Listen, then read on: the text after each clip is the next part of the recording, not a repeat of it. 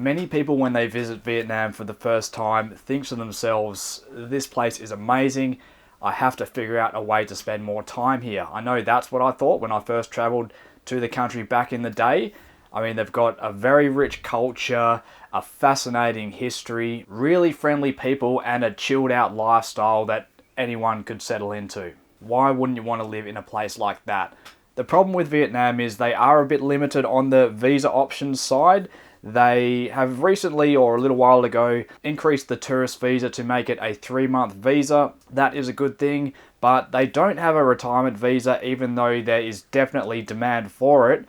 They don't have a digital nomad visa, and there's also a lot of demand for that. There is a sizable digital nomad community in Da Nang and in Saigon. Both of these visas, a retirement visa and a digital nomad visa, I think would do very well if the country introduced this. For a lot of people, the only realistic option for moving to Vietnam was to go there to teach English as part of a TEFL school. This way you would be hired by the school, they would grant you a work visa, and you could live in the country that way. And that really was the main way that people did live in Vietnam and a lot of countries in Asia back in the day before digital nomads and working remotely became viable. But there is another visa available for Vietnam that doesn't get talked about a lot, and we're going to talk to you about it in this video. It is the investor's visa. So the Vietnam investor visa comes in 4 categories. There's the DT1, DT2, DT3 and DT4. DT1 and DT2 will be out of the reach for most people. These require investments of more than 50,000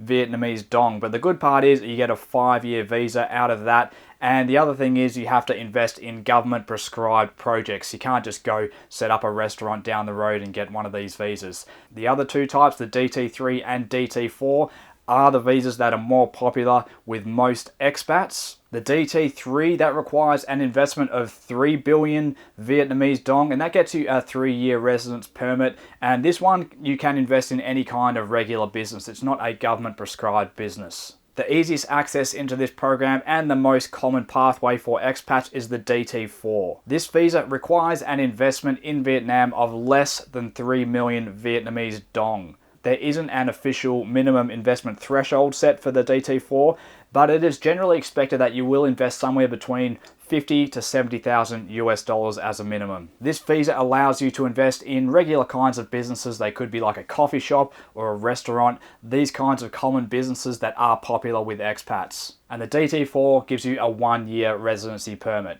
If you are an investor in a business in Vietnam, or if you are a representative of a company that is investing in the country, you can apply for these visas. If you're on the DT1, the DT2, or the DT3, you can then apply to register for a Vietnam resident card. And this gives you a 10-year residency permit in the country. So the DT4, the lowest level investment visa, you can't apply for the residency card, but you can apply for a 2-year work permit. And if you want to bring your wife or your husband or your kids with you, you're going to have to apply for a DT3 upwards. You cannot bring your family on a DT4. As far as the application goes, you do have to have a sponsor or some kind of agency organization that is looking after your matters in regards to the visa in Vietnam. You cannot apply directly yourself. And you will have to provide various documents to prove that you are indeed investing in the country. These can include things like a business license, a certificate of share capital or a capital contribution, some kind of investment license like a permit that you had to apply for to trade in your business, and any other kind of relevant documentation that does prove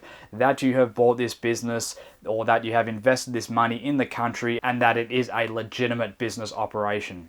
Some of the other benefits that can come along with getting an investor visa is that after 5 years, you are allowed to apply for Vietnamese citizenship. So if you had the residence card, after 5 years, you could apply for citizenship, provided that you can speak adequate Vietnamese and that you are prepared to renounce any other citizenships. There is no recognition of dual citizenship in Vietnam. Vietnam is becoming more and more popular with a lot of people that we talk to, people who are looking outside of the more traditional markets in Southeast Asia. We think that it is going to grow and become a bit stronger in the region, particularly if they bring out some of these other visas like the retirement visa or a digital nomad visa. That will really propel Vietnam's standing as far as a place to attract foreigners in Southeast Asia goes. It is already very popular with holiday makers and people sort of living there, staying there on more informal arrangements. If it had the right visas in place, it could really give other countries in the region a run for their money. And looking at Vietnam from an investment perspective,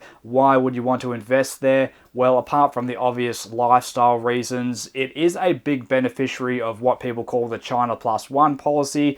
This is all due to things getting a bit more expensive in China, a little bit harder to do business there. Some political risk and perceived political risk in China has made a lot of countries not want to fully detach themselves from China, but just to have a bit of a contingency, to have a China plus one strategy. And that's going to mean, China plus Vietnam or China plus Philippines. There certainly is a bit of a movement of people, manufacturers, investors, moving some money, moving some operations, diversifying outside of China to a degree, and Vietnam is a direct beneficiary of that. Sharing a border with China, but also having a lower cost of labor compared to China.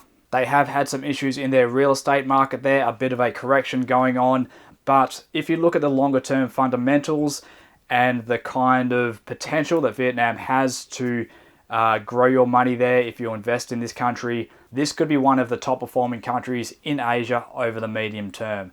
Now, if you are interested in the investor visa or any other kind of visa, if you want assistance with an application, if you want to find out more of the detail, head over to offshoreinasia.com, drop us a contact form, and we'll help you to work out what your best options are, what kinds of things you can invest in. We can bring you offers on certain businesses that are currently for sale. And if you want to speak to a lawyer in Vietnam, we can assist with all these things.